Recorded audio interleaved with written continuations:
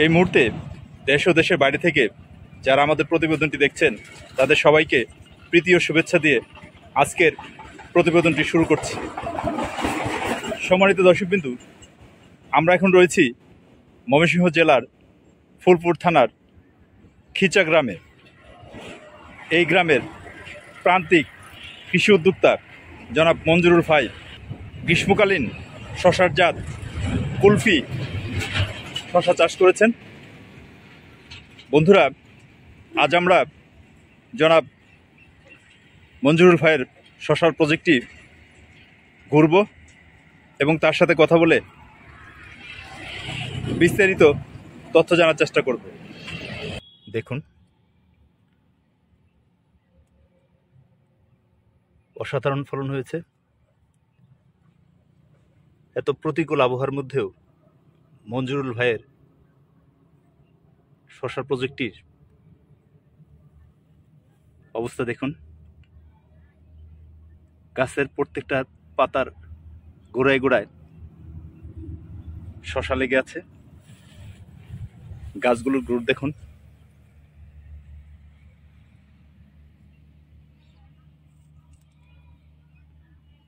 উনি মোট 1 বিঘা জমিতে কুলফি জাতের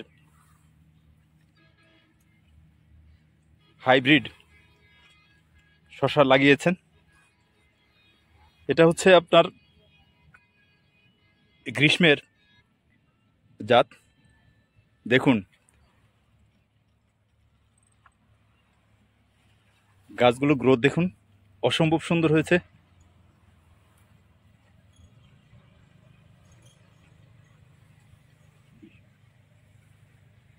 আসলে কৃষির প্রতি ভালোবাসা, আন্তরিকতা থাকলেই এই প্রতিকূল আবহাওয়ার মধ্যেও এত সুন্দর ফসল ফলানো সম্ভব। দেখুন, পুরো প্রজেক্টে একটি গাছেও কোনো ধরনের রোগবালাই নেই।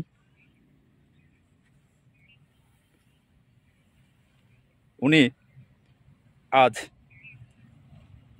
2 মণ শশা হারভেস্ট করেছেন, প্রথম হারভেস্ট। তবে দাম খুব একটা পাননি, 500 টাকা মণ পেয়েছেন জমি থেকে।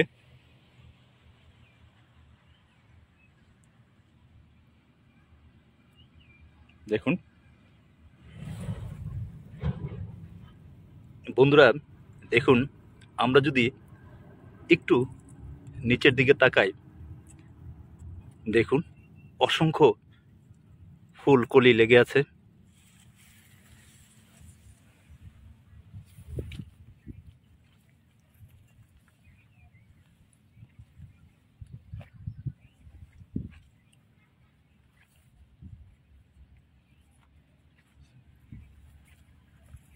দেখুন,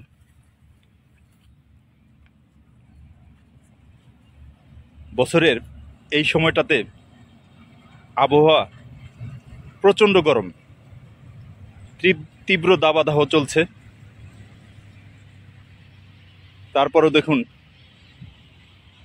এত প্রতিকূল আবহাওয়ার মধ্যেও জনাব মঞ্জুরুল ভাইয়ের শশার প্রজেক্টটি দেখুন, একটা গাছেও কোনো ধরনের রোগবালাই নেই।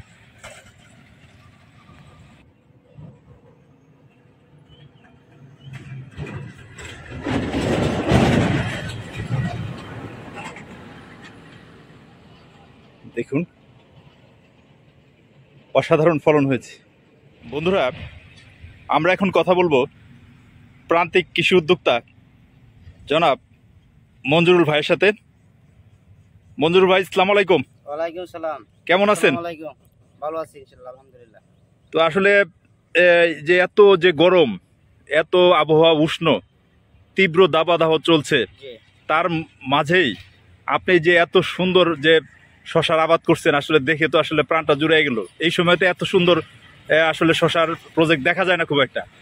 তা আপনার এটার ম্যাজিকটা কি ভাই? এটার ম্যাজিক বলতে আমি শশা 5-6-7 বার করে করছি। এর আগেও 5-6 বার করছেন? জি জি। আচ্ছা আচ্ছা, মানে সেখান থেকে একটা অভিজ্ঞতা হয়েছে? হ্যাঁ, সেই জায়গাতে আমার একটু অভিজ্ঞতা আছে। তারপরে আমি আরো পরামর্শ, যে মানে এখান থেকে কৃষি লোকদের কাছে পরামর্শ নিয়ে করছেন। আচ্ছা ভাই, এই শশার কি আবহাওয়া বেদে মানে শীতে গরমের যে জাত আছে নাকি? হ্যাঁ হ্যাঁ, শীতে গরমের জাত আছে। তো ইয়ার শীতের জাতটা কি কি হয় আপনার? শীতের জাতটা শশার রকমের কোনো শেষ নাই। আচ্ছা এখন আচ্ছা আচ্ছা। অনেক ধরনেরই আছে। আপনি যে গরমে লাগাইছেন, হ্যাঁ, এই গরমের জাতটা কি লাগাইছেন আপনি? এটা লাগাইছি কুলফি। কুলফি কি হাইব্রিড শসা নাকি? হ্যাঁ, হাইব্রিড জাতীয়। এটা এটা ফলন কেমন হয়?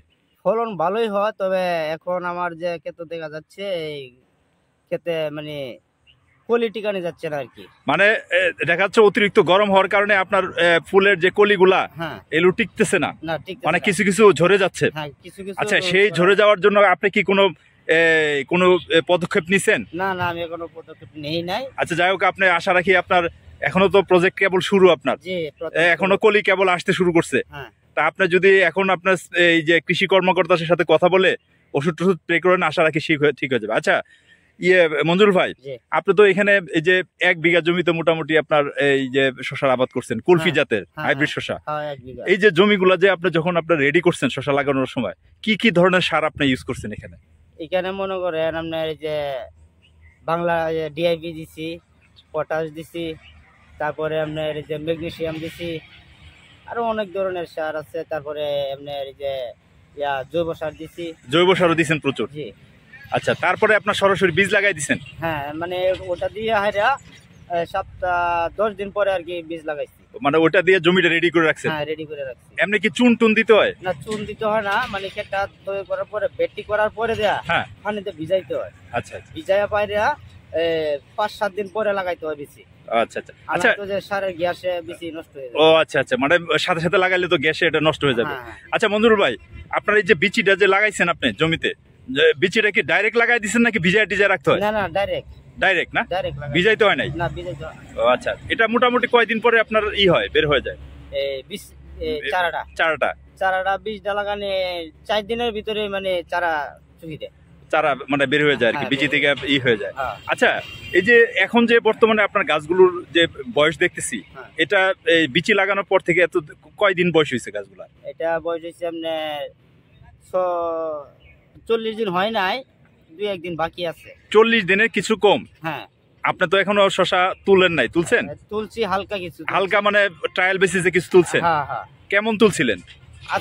আজকাই তুলছি শসা প্রথম। হ্যাঁ, 2-3 মনের মতন হবে। 3 মণ তুলছেন না? জি। এটা কি আপনাকে বিক্রি করছেন নাকি পারিবারিক ভাবে এটা ইউজ করার জন্য? না এটা না, বিক্রি করছি, মানে ব্যাপারী যে পাইকাররা এইখান থেকে নিয়ে গেছে? হ্যাঁ, এইখান থেকে নিয়ে কত করে মন দিচ্ছে আপনাকে? 500 টাকা মণ। 500 টাকা মন। আমরা আশা রাখি অল্প 8-10 দিনের ভিতরে শসার দামটা বেড়ে যাব। আচ্ছা, এখন এই যে আপনি বলেন এখন 40 দিন যে বয়স হয়েছে গাছগুলা, জি। এ পর্যন্ত শুরু থেকে এ পর্যন্ত কি ধরনের অসুখ বিসুখ মানে প্রবলেম ফেস করছেন আপনি? প্রবলেম যে কিছু প্রবলেম আছে, এই যে পাতার ভিতরে ফুটা আচ্ছা, ফুটা আচ্ছা। দাগ দাগ হয়ে যায়, তো ওটা আচ্ছা। ঘা বলে। আচ্ছা আচ্ছা, ওটার এই যে ওষুধ প্রয়োগ করছি। ওষুধ কি আপনি কি এই যে কৃষি কর্মকর্তার কাছ থেকে ই করে নিছেন? কৃষি কর্মকর্তার কাছ থেকে আমি ফোন দিয়ে যাই না, পরে স্প্রে করে দিছেন? স্প্রে করে দিছি। আচ্ছা, পরে এটা ছেড়ে দিছে? এটা ছেড়ে আর দিছি। কোনো অসুখ টসুখ হয় নাই? হ্যাঁ, না, আর কোনো অসুখ হয় নাই। তারপরে মনে হয় হালকা কিছু কীড়া ধরে, তো আচ্ছা ওই কীড়ার জন্য বিষ আছে হালকা, আচ্ছা মানে খাওয়ার কম। আচ্ছা, তারপরে আপনার এই যে এই কিরার ওষুধ দেওয়ার পরে আর কোনো অসুখ বিসুখ তেমন একটা হয় নাই? না না, জি না, আর কোনো অসুখ বিসুখ হয় নাই। এখন একটাই সমস্যা, মানে শসার করা টিকতেছে না আর কি। মানে করাটা একটু মানে আসতেছে, করা হ্যাঁ। কিন্তু টিকতেছে না। টিকতেছে না, তারপরে করাও একটু কম আসতেছে, আর করা টিকতেও আছে না। আচ্ছা, আপনি তো কৃষি কাজ করেন অনেক দিন ধরে, মোটামুটি হুম। এই শসা চাষ করেন, আপনার ধারণা এটা কিসের জন্য হচ্ছে? এটা খুবই সম্ভবত রোদের আবহাওয়ার জন্য আর মানে কি, অতিরিক্ত গরমের কারণে অতিরিক্ত গরমের জন্য আর কি এরকম হচ্ছে হইতে পারে আর কি। হ্যাঁ। আচ্ছা আচ্ছা, আমারও ধারণা এটা অতিরিক্ত উষ্ণতার কারণে, আবহাওয়া গরম হয়ে যাওয়ার কারণে এরকম হয়েছে। তবে আপনার এটারও চিকিৎসা আছে, আশা রাখি আপনি এই কৃষি কর্ম। আচ্ছা মঞ্জুরুল ভাই, জি। আসলে চুলচেরা হিসাব তো আসলে করা যায় না। না। আপনার এই যে টোটাল 1 বিঘার একটা প্রজেক্ট, হুম। শশার প্রজেক্ট, এই প্রজেক্টটাতে আপনার আনুমানিক খরচ কেমন হয়েছে? 36,000 টাকা। 36 টাকা। এটা কি আপনাকে একদম হিসাব করে রাখছেন? হ্যাঁ, আমার হিসাব আছে এটা। আপনারও তো একটা হিসাব আমি খরচা করছি আর লিখছি। তাই না? জি। ও আচ্ছা আচ্ছা, বাস টাস এগুলা তো হ্যাঁ, না, সব আপনার নিজেরই না না, কিনা। কিনা? এটাও কি হিসাব ধরছেন? হ্যাঁ। তো এখানে যদি আল্লাহর রহমতে আবহাওয়া ভালো থাকে, হুম। শশার বাজারটাও যদি মোটামুটি একটু ভালো থাকে, 800 কিংবা 1000 টাকা, তা আপনার কি পরিমাণ সেল আসতে পারে? 800 কি 1000 টাকা হইলে মানে এই ক্ষেত্রে আমার আনুমানিক বিহি আসবে 1,60,70,000 টাকার মতন আসবে। 1,60,70,000। জি। ও আচ্ছা, তাহলে তো মোটামুটি অল্প টাইমের জন্য একটা ভালো একটা হ্যাঁ মুনাফা। ভালো ফসল ভালো, মানে যদি শশার বীজ যদি ভালো পাওয়া যায়, ভালো দেয়, হ্যাঁ হ্যাঁ। তা যদি মাইন না দেয় তাহলে শশা করলে কোনো লস নাই, লাভ আছে, আচ্ছা অনেক লাভ। আচ্ছা, আপনার এই যে এই শশা চাষটা কি এইবারই এই প্রজেক্টে শেষ নাকি আবারও করবেন সামনে? না, আমি সবসময় মানে সিজনে করি। প্রতি সিজনে করেন? হ্যাঁ। ও আচ্ছা, এই সিজনে 2024 সালে কি এইটাই প্রথম নাকি এর আগে করছেন? না 2024 সালে মানে এই আপনার রোজারি থেকে আমি শুরু করছি। তবে আমি একটা জিনিস আপনাকে বলবো, আপনি প্রত্যন্ত গ্রামে থেকেও আপনার একজন, আমি মনে করব একজন বুদ্ধিমান কৃষক, স্মার্ট কৃষক। কারণ হচ্ছে গত রমজান মাসে আপনি জানেন সবাই রমজানকে টার্গেট করে শস্য চাষ করছে, আপনি করেন নাই। কারণ আপনি জানেন যে চাহিদা যদি বেশি হয়ে যায় দামটা পড়ে যাবে। হ্যাঁ, আপনি আমি রমজান ছাইরাই মানে রমজানকে ছাইরাই আপনি করছেন। আপনি আসলেই রিয়েলি স্মার্ট একজন কৃষক।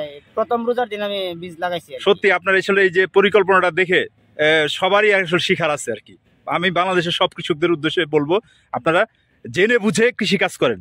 ওটা মনে করেন কৃষি কাজ যে আমরা করি, আমরা যে কৃষি করি, আমাদের মানুষ, আমাদের বলতে মানে আমাদের মাথায় যদি একটু জ্ঞান কাটায়, মনে করেন আমাদের এই গ্রামটা, আমাদের যদি 100 শশার কৃষি থাকে, যদি এখান থেকে অর্ধেকে করে আর অর্ধেক যদি এর পরের বেজে করে, কিন্তু ভালো ফসল পা, ভালো টাকা পা, মানে একই টাইমে না করে আর কি। হ্যাঁ, তাহলে মানে পর্যায়ক্রমে করলে ভালো হয়। হ্যাঁ, কিন্তু মার যায় না। হ্যাঁ, মানে লস হয় না আর কি। তো মঞ্জুর ভাই, আপনার এই যে মূল্যবান সময়, এত রোদ্রের মধ্যে আপনার মূল্যবান সময় আমাদেরকে দেওয়ার জন্য আপনাকে অসংখ্য ধন্যবাদ। হ্যাঁ, ঠিক আছে। সম্মানিত দর্শকবিন্দু, এতক্ষণ ধৈর্য ধরে আমাদের সাথে থাকার জন্য আপনাদেরকে অসংখ্য ধন্যবাদ। বন্ধুরা, এরকম তথ্যমূলক ভিডিও পেতে আমাদের চ্যানেলটিকে সাবস্ক্রাইব করে রাখুন। আজ এখানে শেষ করছি, আবার দেখা হবে নতুন পর্বে। ততক্ষণ আপনারা ভালো থাকুন, সুস্থ থাকুন, নিরাপদে থাকুন।